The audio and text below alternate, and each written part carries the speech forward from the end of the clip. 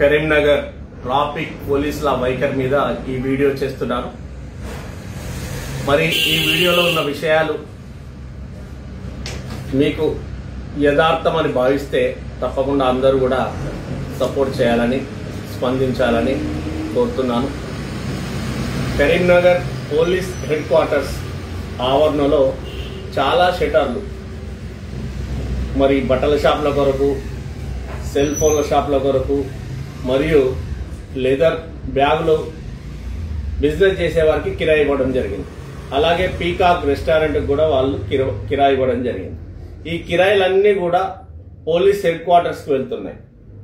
మరి ఒక ఇల్లును ఒక కిరాయికి ఇచ్చినప్పుడు ఆ ఇంట్లో కిరాయికి వచ్చేవారికి విద్యుత్ కానీ, వాటర్ కానీ, పార్కింగ్ స్థలం కానీ ఇవ్వాల్సిన బాధ్యత ఇంటి యజమాని పైన ఉంటుంది. మరి ఇక్కడ ఆ ఇంటి యజమానులు పోలీసులే, కానీ వారు ఆ బాధ్యతను మర్చి మరి అక్కడ బిజినెస్ జరుగుతున్న క్రమంలో ఆ షాపులలో ఎవరైనా కస్టమర్లు కొనాలి అని వచ్చినప్పుడు ఆ వెహికల్స్కు అనవసరంగా నో పార్కింగ్ ప్లేస్ అని చెప్పి చలాన్లు రాస్తున్నారు. ఒక ఫ్యామిలీ తమ కారులో పీకాక్ రెస్టారెంట్కి వెళ్తే అక్కడ కార్ ఎక్కడ పెట్టాలో కూడా తెలిసే పరిస్థితి లేదు. ఒక పక్కకు పెట్టి ఆ ఫ్యామిలీతో కాసేపు లోపల సంతోషంగా గడిపి వచ్చేసరికి మరి అత్యుత్సాహం ఉన్నటువంటి కుమారస్వామి లాంటి సిఐ గారులు మరి నో పార్కింగ్ ప్లేస్ అని చెప్పి ఆ కారుకు ఫైన్ వేయడమే కాకుండా హైడ్రాలిక్ వెహికల్ తీసుకొచ్చి ఆ కారును పోలీస్ స్టేషన్కు తీసుకెళ్లే ప్రయత్నం చేస్తున్నారు. అంటే ఒక 10 నిమిషాలు కుటుంబంతో సంతోషంగా గడుపుదాం వచ్చిన ఫ్యామిలీకి ఇలాంటి చేదు అనుభవం ఎదురయ్యే పరిస్థితి ఉంది. మరి దీనిపై ఉన్నతాధికారులు ఆలోచించాలి.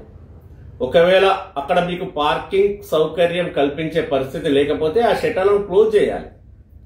వాళ్ళు ఇప్పటికే తీవ్రంగా నష్టపోయారు. ఆ షటర్లలో ఉన్న బిజినెస్ వాళ్ళందరికీ కూడా నష్టాన్ని పోలీస్ అధికారులే భరించాలి. ఒకవేళ లేదు అనుకుంటే మీరు పార్కింగ్ ఇవ్వదలుచుకుంటే పోలీస్ హెడ్ క్వార్టర్లో వారి కోసం పార్కింగ్ స్థలాన్ని కేటాయించాలి. అలా చేయకుండా కిరాయిలు మీరే తీసుకుంటూ అది అనుభవించేది మీరే అయి కూడా అక్కడికి వచ్చే వారిపై అనవసర చలన్లు వేస్తూ వారిని చాలా నగర ప్రజలను ఇబ్బందులకు చేస్తున్నారు ట్రాఫిక్ పోలీసు. మరి ఇంకొక ముఖ్య విషయం కూడా చెప్తున్నా. 100 ఫీట్ల రోడ్డు ఉన్నప్పుడే మున్సిపాలిటీ మధ్యలో డివైడర్ పెట్టాలని ఆలోచిస్తుంది.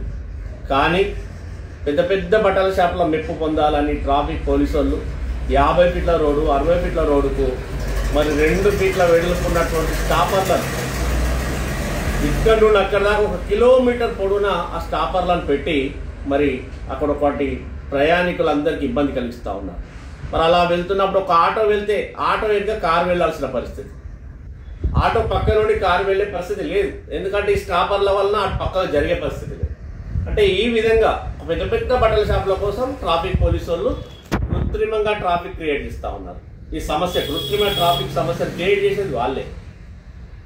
ఈ విధంగా వాళ్ళు ఇష్టారాజ్యంలో పనిచేస్తూ ఉన్నారు. మరి ఇక్కడ ఉన్నతాధికారులు దీని మీద స్పందించాలి.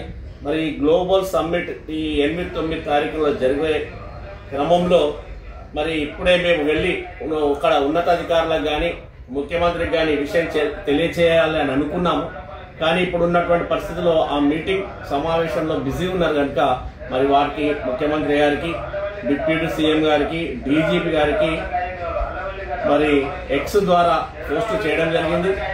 అదేవిధంగా ఈ గ్లోబల్ సమ్మిట్ తర్వాత ప్రత్యేకంగా వెళ్ళి వాళ్ళందరినీ కూడా కలిసి వినతిపత్రాలు ఇచ్చి కరీంనగర్లో జరుగుతున్న ఈ ట్రాఫిక్ పోలీసుల వైఖరిపై తగు నిర్ణయాలు తీసుకొని ప్రజలను వారి బారి నుండి కాపాడాలని చెప్పి మరి వారి ఉన్నతాధికారులకు ముఖ్యమంత్రి, డిప్యూటీ సీఎం గారికి, శ్రీధర్ బాబు గారికి, పొన్నం ప్రభాకర్ గారికి తెలియజేస్తూ, అలాగే ప్రతిపక్షంలో ఉన్న కేటీఆర్ గారికి, హరీష్ రావు గారికి కూడా మేము ఈ విషయాలను లిఖితపూర్వకంగా ఈ నగర ప్రజల కొరకు తెలియజేస్తామని తెలియజేస్తున్నాం.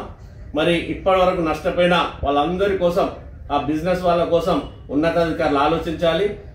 లేదు అంటే దాన్ని ఆ షటర్లన్నీ క్లోజ్ చేయాలి. ఈ విషయంలో మరి నగర ప్రజలంతా కూడా స్పందించాలని మనస్ఫూర్తిగా కోరుకుంటున్నాం.